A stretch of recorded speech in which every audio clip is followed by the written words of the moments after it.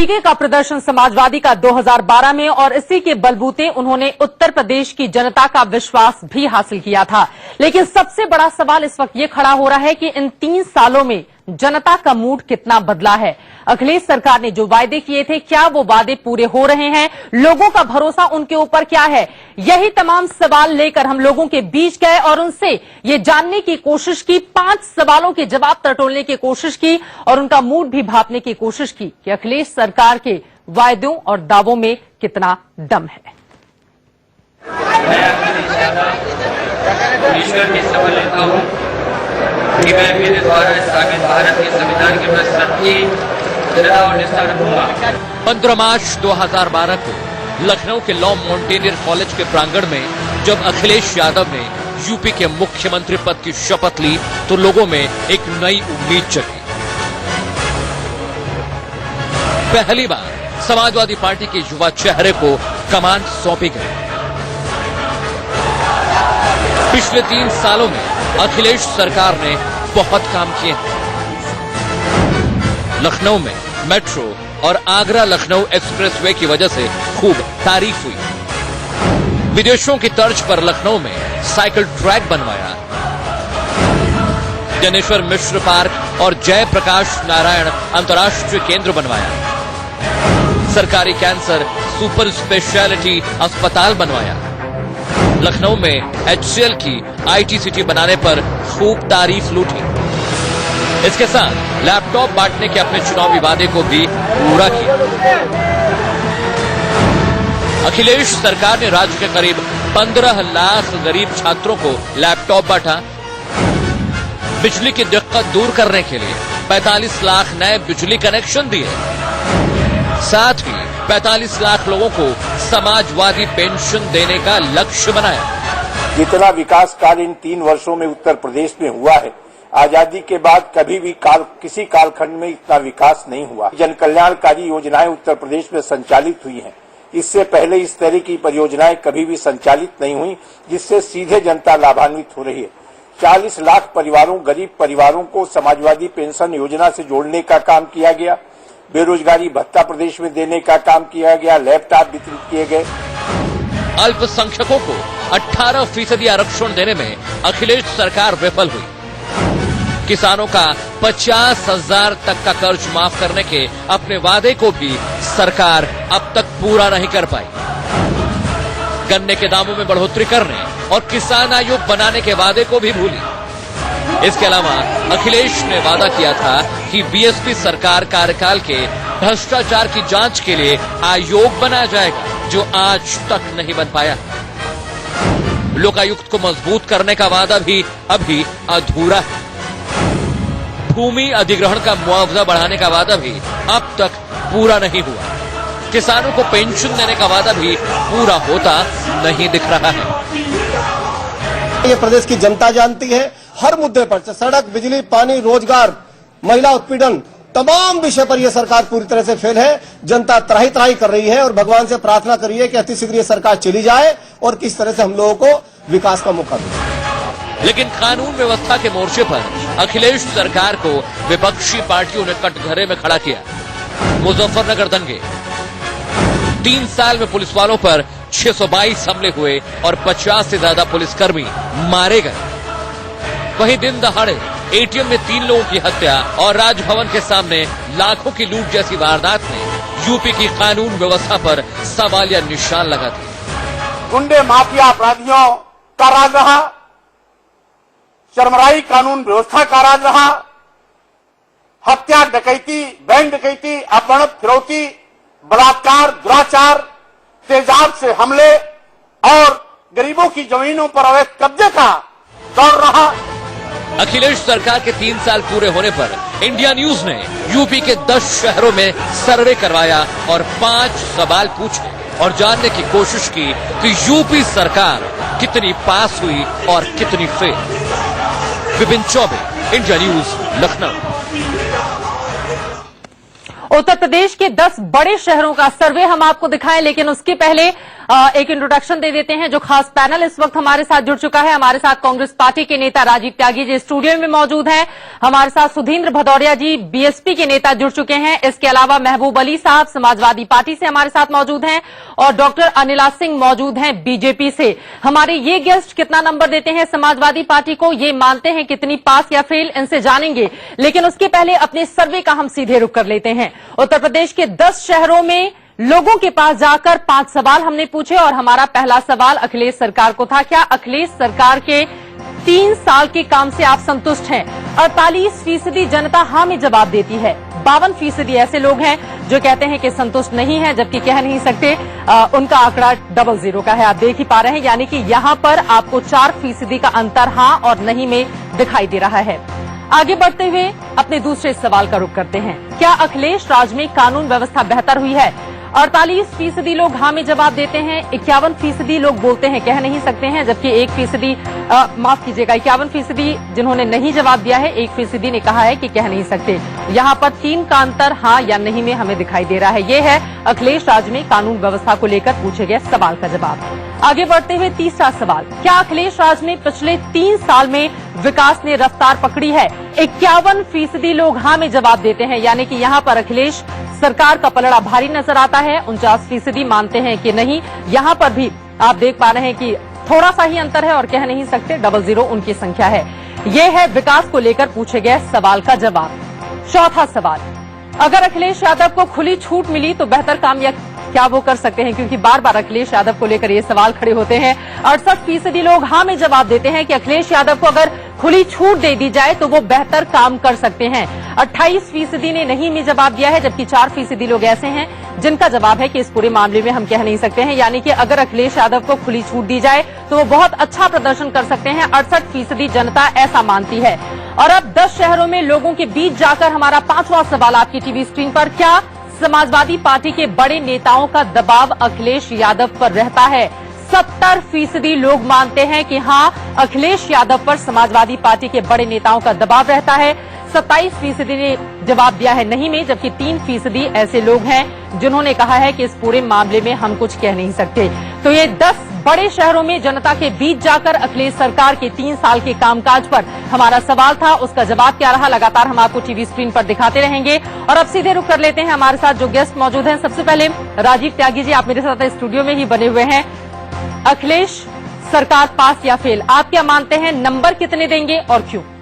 देखिए, नंबर की अगर बात करेंगे तो निश्चित रूप से मैं 100 में से 30 नंबर दूंगा अखिलेश सरकार को। 30 नंबर इसलिए दिए मैंने कि कहीं ना कहीं वो सरकार तो चला ही रहे हैं, इसमें कोई दो राय नहीं है। लेकिन मेरा मानना यह है चित्रा जी कि कानून व्यवस्था के मामले में जो एनसीआरबी की रिपोर्ट है उसके तहत अगर पूरे देश में 10% इंक्रीज है क्राइम में, तो उत्तर प्रदेश में 14% इंक्रीज है। ये तो कानून व्यवस्था का हाल है। अगर आप देखेंगे तो 1,80,000 सिर्फ पुलिसकर्मी हैं 22 करोड़ की जनसंख्या को कानून व्यवस्था देने के लिए। दूसरी बात अगर आप देखेंगे और पाएंगे तो वो ये है कि गन्ने का किसान जी, धान धान का किसान या किसान बिरादरी वो बिल्कुल अखिलेश सरकार में टूट चुकी है। 2013-14 के अगर आप आंकड़े देखेंगे तो 4600 करोड़ रुपए गन्ने के किसान का अभी भी बकाया है। और उसको अगर आप आगे देखेंगे 2015-16 में अगर आगे का प्रेडिक्शन करेंगे तो करीब करीब 8,380 करोड़ रुपए गन्ने के किसान को चाहिए पेमेंट करने के लिए, जबकि अखिलेश सरकार ने सिर्फ 1,000 करोड़ रुपए की सब्सिडी जो है बजट में प्रावधान। चलिए, कुछ और कमियां हैं जो आप गिनाएंगे और मैं उस पर चर्चा भी करूंगी। बिल्कुल, एक छोटा छोटा जवाब बाकी मेहमानों को भी मैं शामिल करते हुए ले लेती हूँ। आती हूँ राजीव जी आपके पास। अनिला सिंह जी, बीजेपी का इस पर क्या स्टैंड है? बीजेपी अखिलेश सरकार के 3 साल के कामकाज को कैसे देखती है और आप कितने नंबर देंगी अखिलेश यादव को?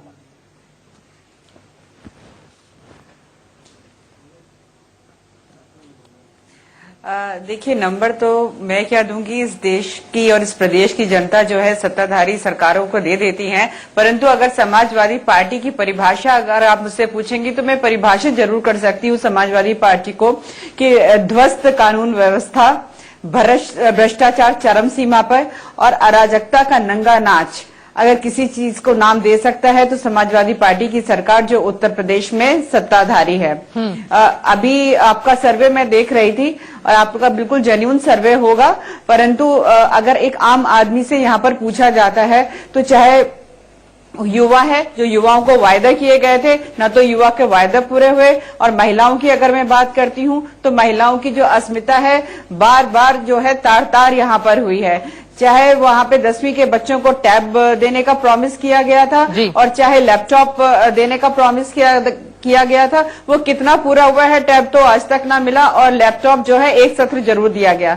और जहां तक विकास दर की अगर बात करते हैं चित्रा जी, अगर पिछले हम फाइनेंशियल ईयर में देखें तो जो इनकी विकास दर है 5.8% से 5% पे आ गई है। तो ये बढ़ी नहीं है, ये घटी है। और वो सारे डिपार्टमेंट्स अगर जो मुख्यमंत्री जी के अंडर में आते हैं, चाहे वो गृह है, चाहे वो चिकित्सा का है, और चाहे वो आबकारी है, विद्युत है, ये सारे जो महकमे हैं अपने अपने विभाग में बिल्कुल फेल रहे हैं। अगर ये सारी मिनिस्ट्रीज जो मुख्यमंत्री जी के अंडर में आती हैं वो फेल हो गई हैं तो मुख्यमंत्री जी कैसे हम पास उनको कहा जा सकता है? चलिए, यानी कि आप पूरी तरह से उन्हें फेल करा दे रही हैं। सुधींद्र भदौरिया जी, अनिला जी लौटूंगी मैं आपके पास। मुख्यमंत्री जी यानी बीएसपी क्या मानती है और बीएसपी की ओर से क्या नंबर दिया जाएगा अखिलेश सरकार को 10 में से, अगर आप देना चाहें?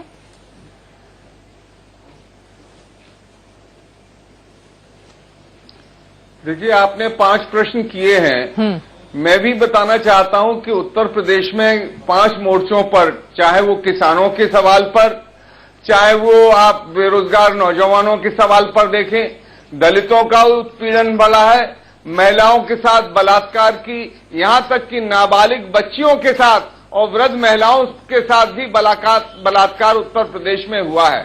बच्चों का कुपोषण आज ही अखबारों में आया है। लगभग 42% बच्चे उत्तर प्रदेश के अंदर कुपोषण से ग्रस्त हैं। मैं ये कहना चाहता हूं, जब उत्तर प्रदेश की सरकार विकास के नाम पर किसान आत्महत्याएं कर रहे हैं, बेरोजगार नौजवानों को रोजगार नहीं मिल रहा है, और फिर आप कह रही हैं कि उत्तर प्रदेश में अखिलेश यादव पर कुछ लोग भरोसा करते हैं कि इनको अकेले छोड़ दिया जाए।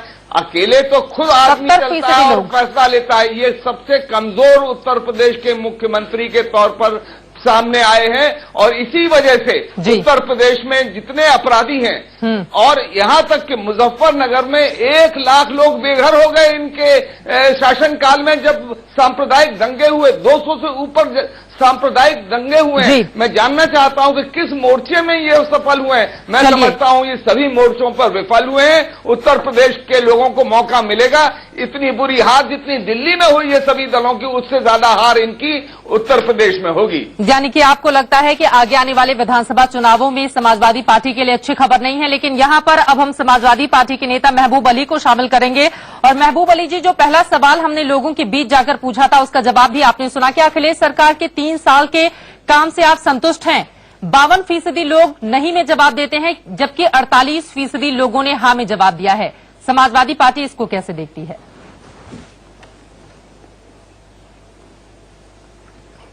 देखिए, माननीय मुख्यमंत्री जी के नेतृत्व में अगर आप नंबर देने की बात कर रहे हैं कांग्रेसी से, तो शायद आप ये महसूस कर लीजिए कि उनका नंबर पिछले चुनाव में पार्लियामेंट के 0 आया है, उन्हें नंबर देने का अधिकार नहीं।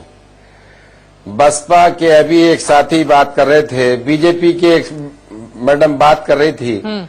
मैं तो ये कहूंगा कि इनके नंबर देख लीजिए आप, सेंट्रल गवर्नमेंट अभी उपचुनाव में नंबर देख लीजिए, इनके 20 नंबर आए हैं।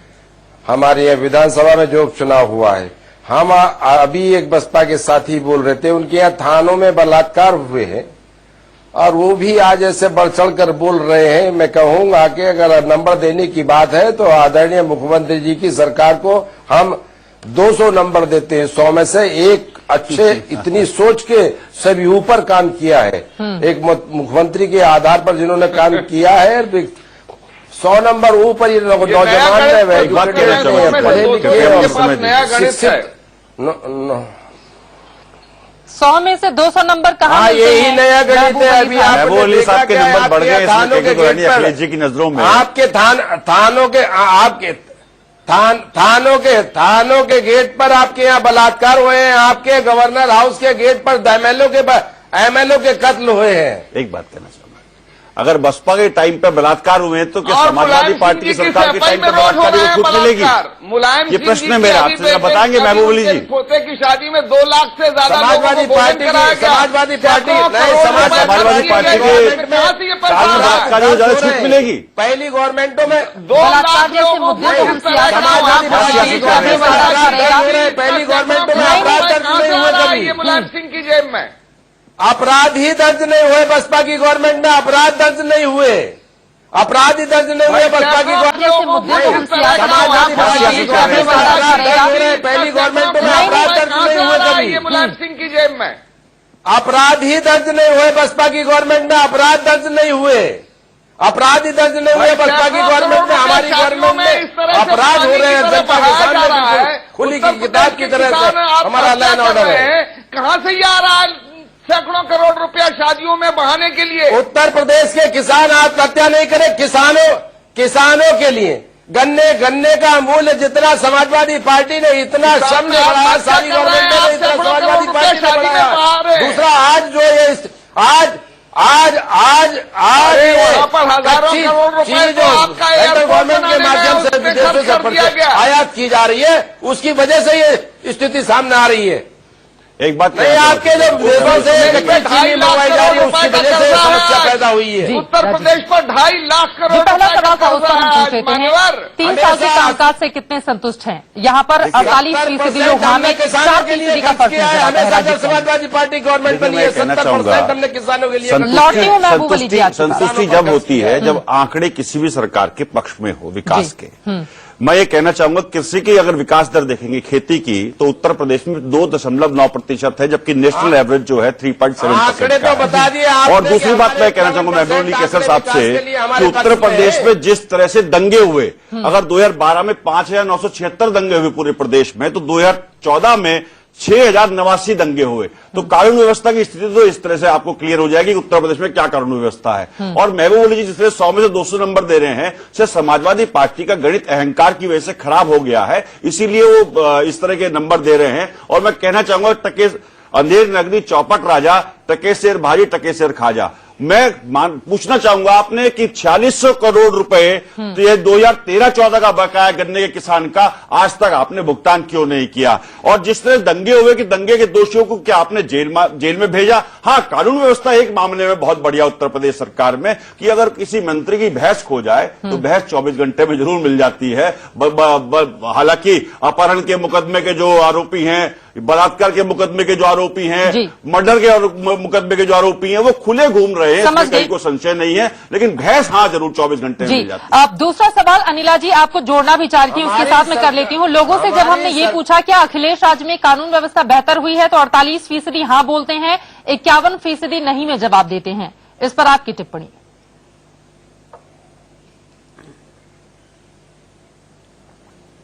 देखिए चित्रा जी, सबसे पहले तो महबूब अली साहब जो हैं आपके पैनल पे हैं, मैं इन्हीं से प्रश्न पूछना चाहूंगी कि इनके एक जो प्रमुख सचिव जी हैं, उन्होंने ये खुलासा किया कि 5-5 लाख रुपए लेकर जो है एग्जामिनेशन सेंटर्स बनते हैं। इस पर ये क्या कहेंगे? और दूसरी बात यह है कि अभी तक जो प्रजापति साहब हैं और महबूब अली साहब जो ये दोनों मिनिस्टर्स हैं, इनके ऊपर इनकी सरकार ने कोई कार्रवाई नहीं करी है, जबकि इनके खिलाफ सजा सुना दी गई है। या फिर यादव सिंह साहब हो, अरुण मिश्रा साहब हो, ये जो सरकार है यहाँ पर अगर क्राइम की बात की जाए, करप्शन की बात की जाए, तो ये जो आंकड़े आप दे रही हैं, तो मैं तो कहूंगी परसेंटेज में अगर मैं बात करूं तो 100 में से 80% जो है मैं सर्वे का रिपोर्ट दूंगी कि अगर यहाँ क्राइम और करप्शन की मैं अगर बात यहाँ पर करती हूँ। और 10-90 जो नंबर दिया हुआ है कि जो क्राइम अगेंस्ट वुमेन को अगर ये कंट्रोल करें, तो आपको चित्रा जी मैं बताऊंगी कि 50% इजाफा हुआ है क्राइम अगेंस्ट विमेन में। जी। यहाँ पर जो महिलाएं हैं, इतनी इतनी असुरक्षित महसूस करती हैं। और वायदों का तो जैसे कि अभी बार बार राजीव जी भी और सुधीर जी भी बता रहे हैं कि गन्ना किसानों का यहाँ पर क्या हाल हुआ है, और अब तो जो बारिश और ओलावृष्टि जो हुई है उससे तो तलहन दिलन सारे जो किसान हैं बिल्कुल बर्बाद हो चुके हैं। क्या ये आगे आके इस सरकार ने कुछ बताया है कि क्या मुआवजा देंगे, किस प्रकार से किसानों को सपोर्ट करेंगे? चलिए इसका जवाब मैं लूंगी, लेकिन तीसरे सवाल की ओर बढ़ते हुए सर्वे के जो है सुधींद्र भदौरिया जी, सब्सिडी के नाम पर क्या क्या क्या खेल होता है। समझ गए आपकी बात सुधींद्र भदौरिया जी। तीसरा सवाल हमारा था, क्या अखिलेश राज में पिछले 3 साल में विकास ने रफ्तार पकड़ी? फिर हाँ में 51% लोग जवाब क्यों देते हैं, जबकि नहीं का आंकड़ा 49 का है?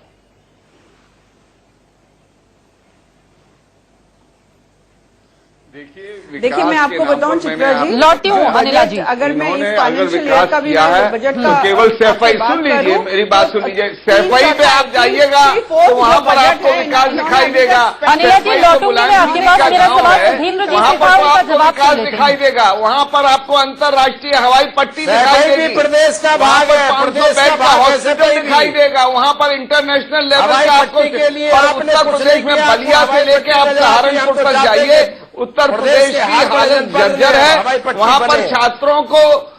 छात्र वहाँ पर अपने भविष्य के लिए अंधकार का जीवन व्यतीत कर रहे हैं। और इसी तरह से मैंने आपको बताया सैफई के अगल बगल आप जाके देख लीजिए, वहां पे भी बलात्कार की आपको घटनाएं मिल रही होंगी। मुलायम सिंह जी अब केवल ये आसरा रखे हुए कि लोग जाएं और वो तीर्थ करने जाएं, उसके लिए पैसा दे दें। अब तीर्थ यात्रा के नाम पर ये वोट मांगना चाहते हैं। अब स्वयं मुलायम सिंह जी को अपने पुत्र अखिलेश के साथ तीर्थ यात्रा पर चले जाना चाहिए और सरकार दूसरे लोगों को हाथ में दे देनी चाहिए। महबूब अली साहब, जो हमारा चौथा पांचवा सवाल था, अगर अखिलेश यादव को खुली छूट मिले तो वो बेहतर काम कर सकते हैं, और समाजवादी पार्टी के बड़े नेताओं का दबाव अखिलेश यादव पर बहुत ज्यादा रहता है। 70 और 68% इसका आंकड़ा है, यानी कि अखिलेश यादव को समाजवादी पार्टी फ्री हैंड काम नहीं करवा रही है, उनके ऊपर चारों तरफ से दबाव है, और इसीलिए जिस तरह का प्रदर्शन होना चाहिए सरकार का वैसा प्रदर्शन नहीं हो रहा है। तो इन 2 सालों में कम से कम क्या यूपी की जनता उम्मीद करे कि अखिलेश यादव को फ्री हैंड छोड़ दिया जाएगा उत्तर प्रदेश के विकास के लिए?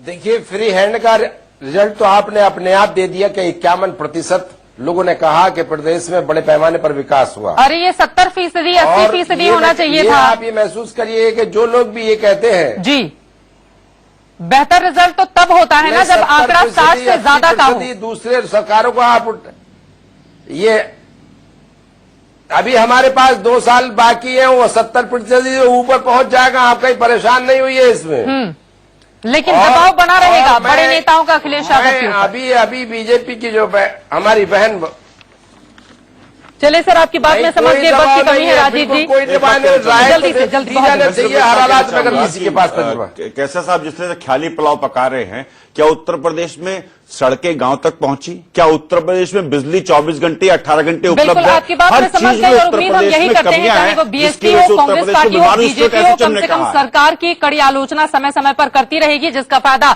यूपी की जनता को मिलेगा और सरकार विकास पर ज्यादा ध्यान दे पाएगी। हमारी इस बीच बहस में फिलहाल इतना ही। आप तमाम मेहमानों का शुक्रिया हमारे साथ चर्चा में शामिल होने के लिए। एक ब्रेक लेंगे, आगे